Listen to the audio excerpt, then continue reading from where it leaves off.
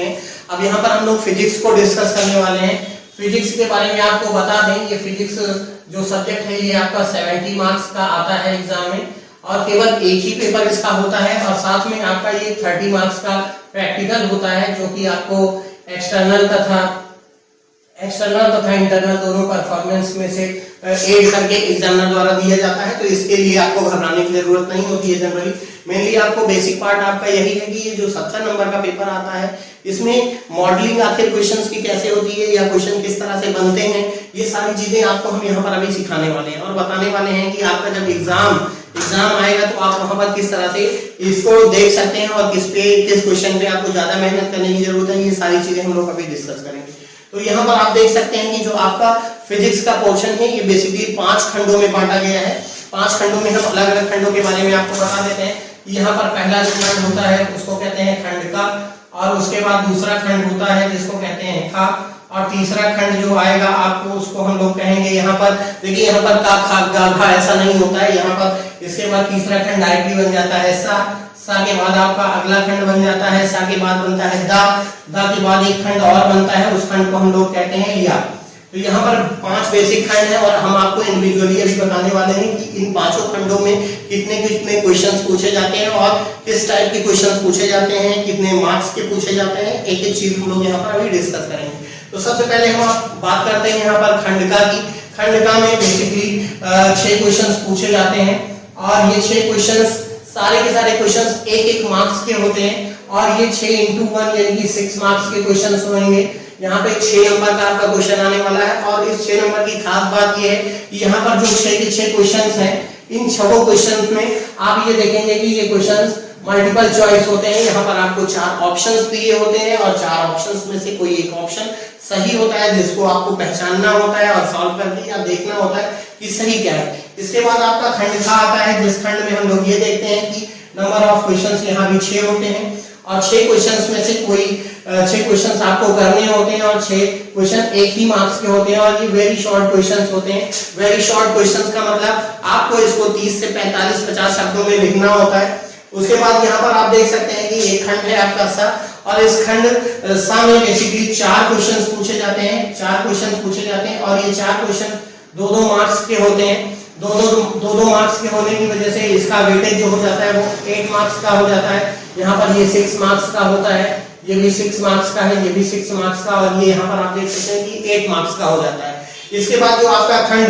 दा है, ये खंड दा में आपके 10 क्वेश्चंस पूछे जाते हैं। क्वेश्चन 10 होते हैं, नंबर ऑफ क्वेश्चंस 10, और मार्क्स ईच क्वेश्चंस के पीछे आपके 3 होते हैं। तो टोटल नंबर ऑफ मार्क्स यहाँ से पूछे जाते हैं 30। और उसके बाद एक चीज और आप लोग देख सकते हैं कि यहाँ पर एक खंड है या, और इस खंड या में नंबर ऑफ क्वेश्चंस पूछे जाते हैं 4, और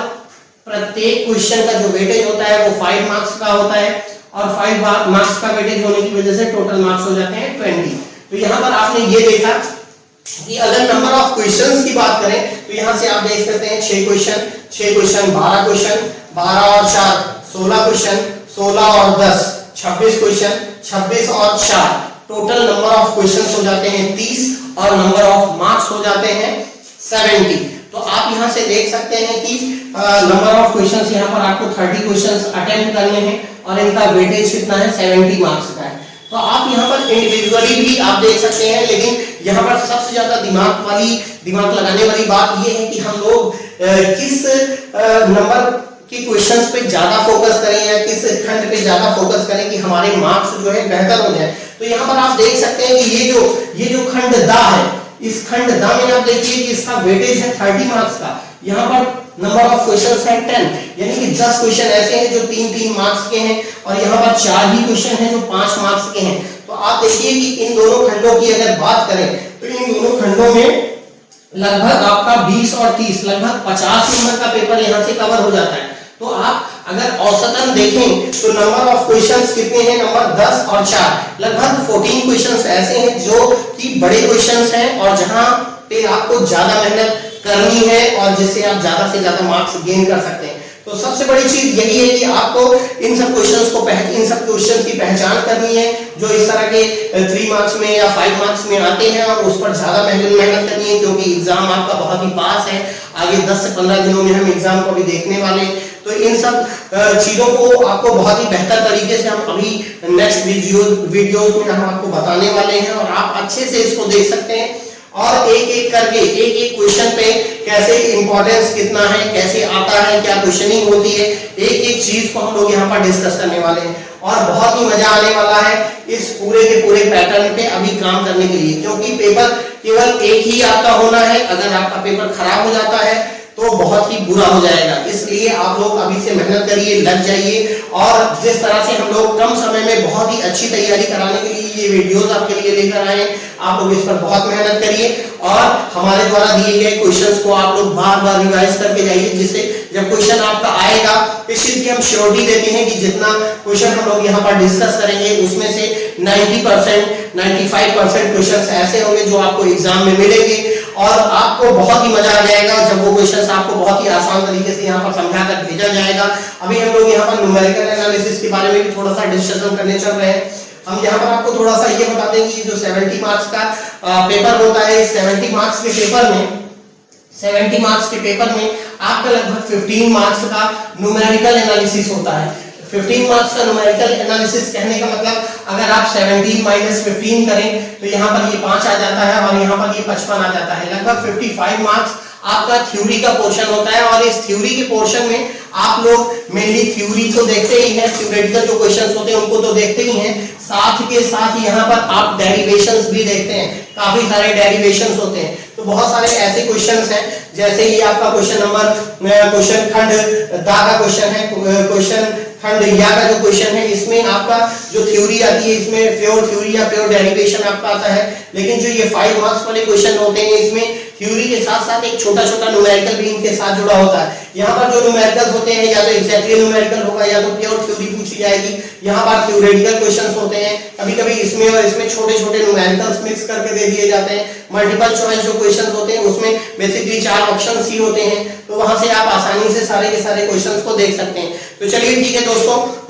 हम लोग यहाँ पर जो डिस्कशन करना था बेसिकली एग्जाम के क्वेश्चंस के मॉडल के बारे में, पेपर के मॉडल के बारे में हमने यहाँ पर डिस्कस किया है और आपको कुछ चीजें और बता रहे हैं।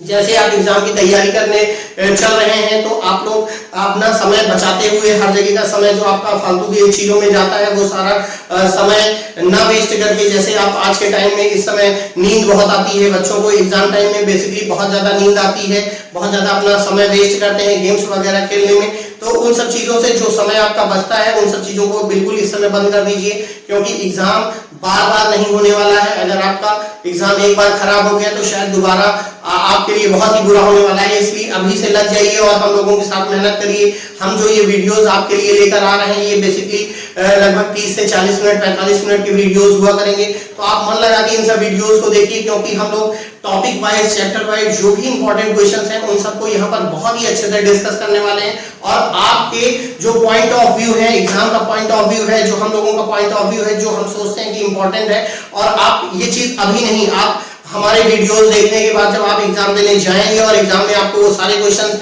लगभग 90% क्वेश्चंस आपको जब डिट्टो वही मिलेंगे तो आपको बहुत अच्छा लगेगा कि हाँ सर ने जो बताया था वो बिल्कुल हूबहू वैसा ही क्वेश्चन हमको मिल गया है। तो अभी हम लोग इंडिविजुअली हमने जो ये चैप्टर वाइज तो नहीं कह सकते, लेकिन हमने आपका मॉडल पेपर आपको बताया है कि किस तरह से क्वेश्चंस आपके एग्जाम में फिजिक्स में बनने वाले हैं, किस तरह से मैथ्स में आपके क्वेश्चंस बनने वाले हैं, दोनों को हमने डिस्कस कर लिया है। अभी हम नेक्स्ट वीडियो में आपको एक डेमोन्स्ट्रेशन क्लास देने वाले हैं, उसमें हम आपको ये सब चीजें बताएंगे कि आपका जो चैप्टर है, जो चैप्टर आपका पूछा जाता है, जैसे मैथ्स आप पढ़ते हैं तो इसमें आपका संबंध और फलन कितने मार्क्स का आता है, आव्यूह कितने नंबर का आता है, सारणी कितने नंबर का आता है, प्रतिलोम त्रिकोणमिति फलन कितने नंबर का आता है, आपका वेक्टर कितने नंबर का आता है, आपका रैखिक प्रोग्रामिंग कितने नंबर का आता है, आपका त्रिविमीय ज्यामिति कितने नंबर का आता है, आपका अवकलन समाकलन, सब चीजों का इंडिविजुअल हम एक एक टॉपिक का अभी देखने वाले हैं, कितने नंबर के कौन से पेपर में क्या आने वाला है। जैसे हम फिजिक्स की बात करें तो हम यहाँ पर देखेंगे कि आपका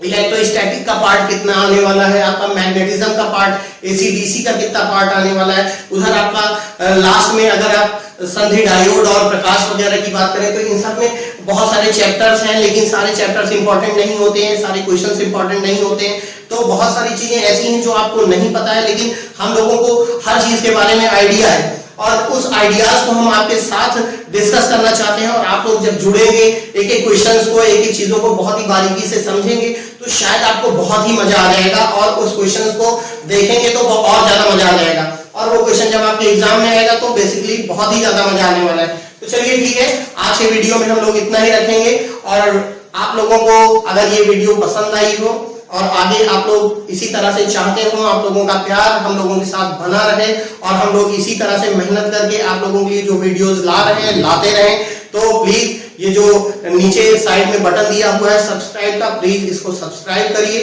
और ज्यादा से ज्यादा लोगों तक इस वीडियो को पहुंचाइए, जिससे आपकी मेहनत और हमारी मेहनत जो हम लोग आपके लिए कर रहे हैं एग्जाम के पॉइंट ऑफ व्यू से, कम समय में ज्यादा से ज्यादा नंबर लाने की आप लोगों के साथ लग के कोशिश कर रहे हैं, वो सफल हो जाए। तो चलिए ठीक है, धन्यवाद साथियों, थैंक यू वेरी मच।